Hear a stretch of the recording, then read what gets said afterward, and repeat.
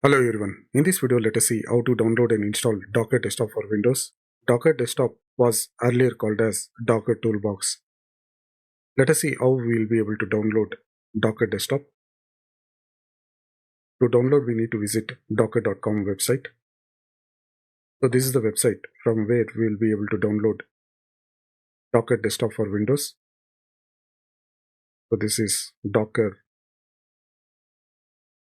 And in the main page itself, you will be able to see download Docker Desktop.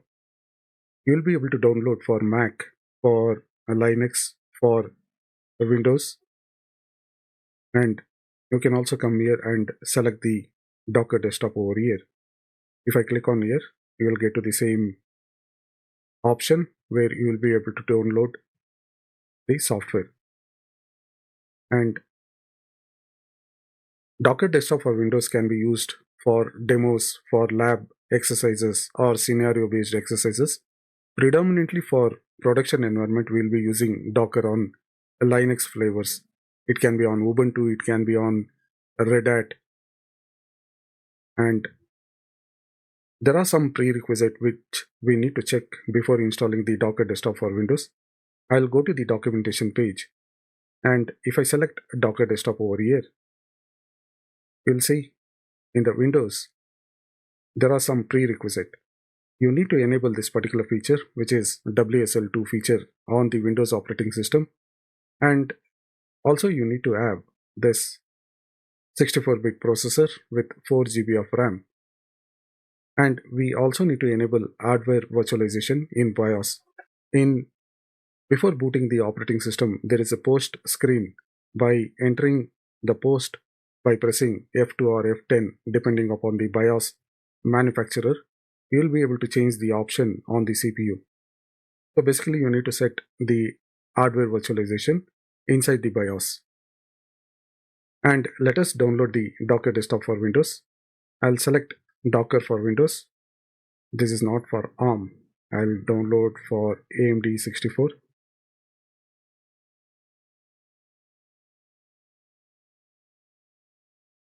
And let it download. It will take some 5 to 6 minutes maximum. I will enable the feature WSL2. I need to go to control panel and I will go to programs, turn Windows feature on or off.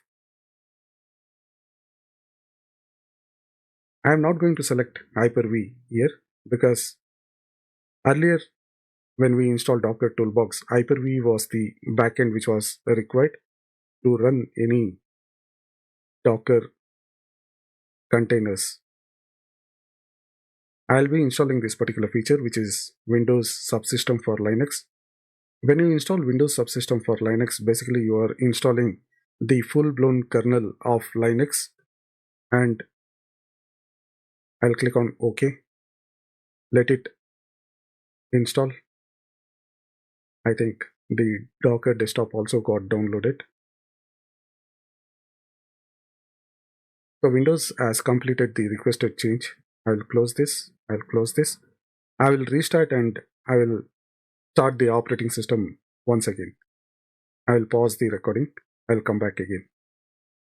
I have rebooted the operating system. Let us see if the feature WSL2 has been enabled. I will go to control panel just to ensure the WSL2 has been installed. I'll go to features, and if I select this option, so you can see this feature has been already enabled. I'll click on OK, and this is the only feature which need to be enabled. I'll go to the downloads and I'll select S. It is going to run the Docker Desktop. So it is already asking use WSL2 instead of Hyper-V. We are not using Docker Toolbox, so we have already enabled WSL2, and I am going to add the shortcut key. This is again going to take some 5 to 10 minutes time to install the Docker Desktop. Let us wait and see how much time it is going to take. The Docker Desktop version what we are going to install is 4.34.3. First, it is going to unpack all the files and then it will start installing the packages. Still, it is unpacking the files.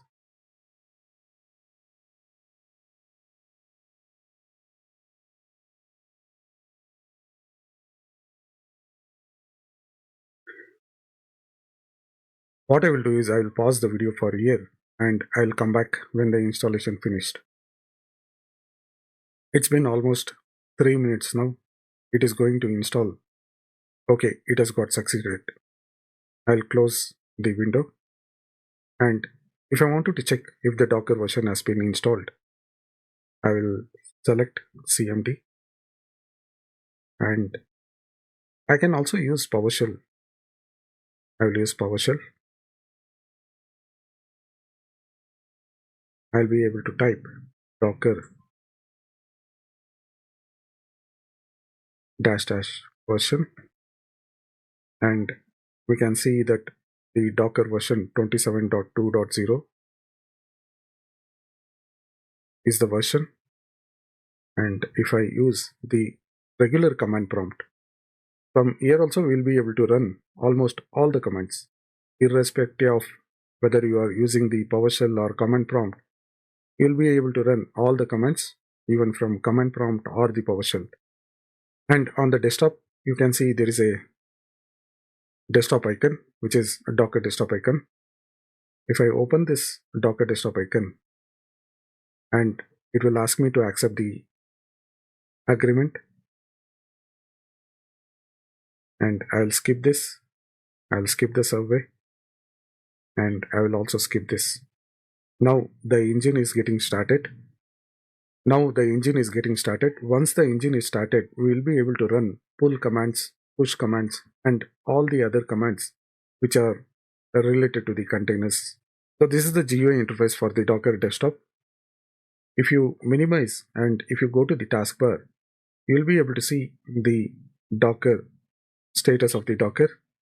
This is showing Docker desktop is running and all the other options are there.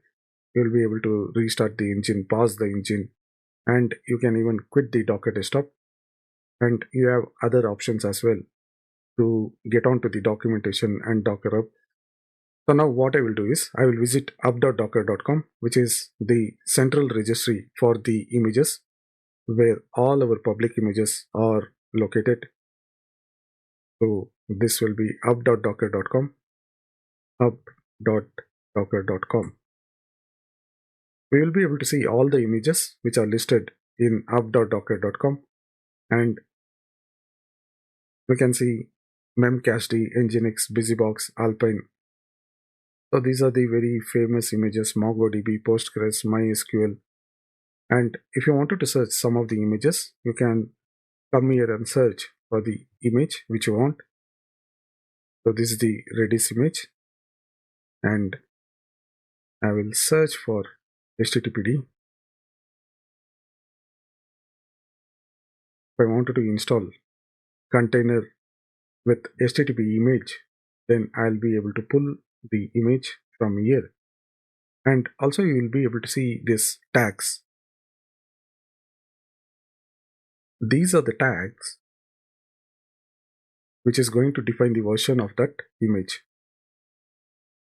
And always the latest will be pulled. When you don't specify any tags, always the latest image will be pulled from this repository. I'll run some demo containers. I'll use Alpine as the image, which is very basic image. To try and run some containers, I'll go to the Alpine. Even in Alpine, you will see there are multiple tags which are available, and this is the latest tag. As I said, if I don't specify anything after Alpine, the latest image will be pulled. The command to pull Alpine is docker pull Alpine. If I wanted to pull this Alpine image, I can copy this command. I'll go to the Visual Studio Code. I'll copy this. I can even run from the command prompt or PowerShell. I can pull this image. I will use docker pull alpine. It is going to pull the image from the up.docker.com. Now, if I enter Docker images, it is going to list the images which we have pulled. If I wanted to run the container out of the image which we have downloaded, then I need to specify docker run. This is docker run, then -it. I need to use the image name. Even if I don't use IT, that is okay. IT we will see in the later exercises. I'll simply use the image name, which is Alpine. Now the container is created. If I enter docker ps, it will show all the containers which are running. Since this particular container which we have created, it is not running, it is not going to show in docker ps command. For that, I need to use docker ps-a. Now you can see a container was created. This is the container ID, and the image, this is the image from which it has been created. The command which has ran /bin/sh is the command which has ran, and when it got exited. So this container was created and it got exited. If I wanted to delete the container which we have created, docker rm, then I need to specify the container ID.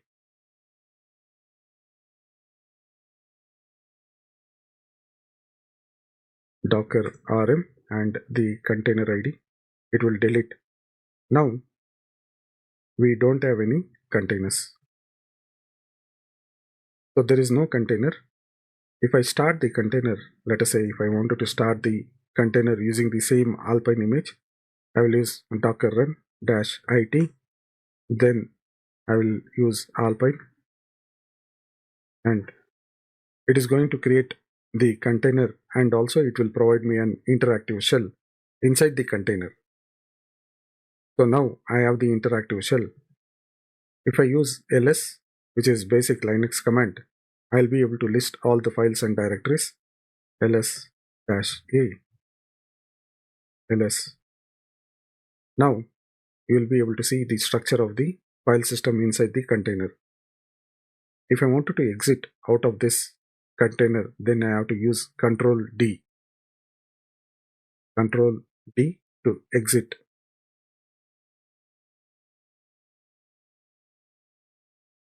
And docker ps-a. We have exited from the container. If I want to delete the container, let us try and delete the image when the container is using the image. If I wanted to delete the image itself, RMI, then first I need to list the image, docker images. We have only one image, which is Alpine image. If I use docker RMI, then the image ID. Because a container has been created and still the container uses this Alpine image, it will not allow us to delete the image. Even if I try to delete the image, it is not going to allow us to delete the image. So we have the response which is saying unable to delete. We will be able to use the force command to delete the image. But before that, we will delete the container itself. Docker ps-a and docker rm. I will use the container ID. Now if I use docker ps-a, there is no container which is running. It doesn't have any container at all. Now if I run docker rmi and if I specify the image ID, so this is the image ID, and I should be able to delete it. Now if I list docker images, there is no image which is there in this local repository. So this is a local repository from where we are able to pull the images and store in our local machine, which is the host operating system. Once we have deleted the image, there will be no images left. Again, we need to pull from up.docker.com. So again, we need to pull these images from up.docker.com again. If I try to pull, let us say if I try to pull the busybox, or let us say hello world, which is the small, I think there is no hello world. It should be like this. Yeah. So we are able to pull this particular image, and if I use Docker images, and we are able to see hello world image in our local repository. If I run the container using interactive shell, then using this hello world, I'll be able to run the container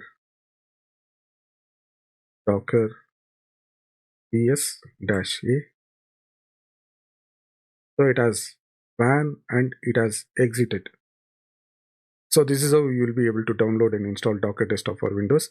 We will see rest of the commands in the upcoming series of videos. Thank you for watching the video. If you like the content, please subscribe and share the video. Thank you and take care.